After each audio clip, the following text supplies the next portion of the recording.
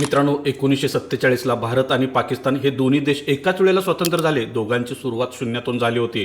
पण आज 75 वर्षानंतर एक देश चंद्रावर पोहोचलाय आणि जगातली तिसरी सर्वात मोठी अर्थव्यवस्था बनण्याच्या मार्गावर आहे. तर दुसरा देश जागतिक बँकेसमोर आम्हाला कर्ज द्या म्हणून भिकेचं कटोरं घेऊन उभा आहे. एकाच वेळेला सुरू झालेली ही शर्यत पाकिस्तान एवढ्या भयंकर फरकाने कसा हरला? भारताने अशी कोणती गुंतवणूक केली ज्यामुळे आज आपण महासत्ता बनतोय? चला आज या दोन्ही देशांच्या अर्थव्यवस्थेचं सत्य सोप्या भाषेत समजून घेऊया. तुम्हाला ऐकून धक्का बसेल, पण 1960च्या दशकात पाकिस्तानची अर्थव्यवस्था भारतापेक्षा थोडी चांगली होती. फाळणीच्या वेळी अनेक सुपीक जमिनी त्यांच्या वाट्याला गेल्या होत्या. पण खरा खेळ त्यानंतर सुरू झाला. भारताने आपला पैसा IIT, IIM, इस्रो आणि डॅम्स बांधण्यात गुंतवला. आपण लोकशाही मजबूत केली. दुसरीकडे पाकिस्तानने आपला पैसा शिक्षण आणि तंत्रज्ञानाऐवजी स्वतःची लष्करी ताकद वाढवण्यात आणि दहशतवादाला खतपाणी घालण्यात उतला.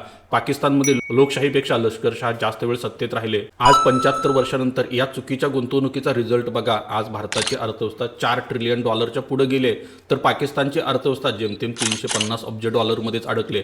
म्हणजेच भारत त्यांच्यापेक्षा 10 पटीने मोठा झालाय. आज फक्त आपल्या टाटा ग्रुपचं मार्केट कॅपिटलायझेशन हे संपूर्ण पाकिस्तानच्या अर्थव्यवस्थेपेक्षा जास्त आहे. आपल्याकडे $700 अब्ज पेक्षा जास्तीचं परकीय चलन आहे.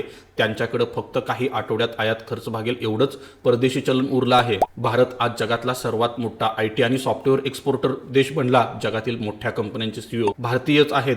भारतीय मुले सिलिकॉन व्हॅली चालवत आहेत. तर पाकिस्तानकडे जगात विकायला आज काय उरलंय?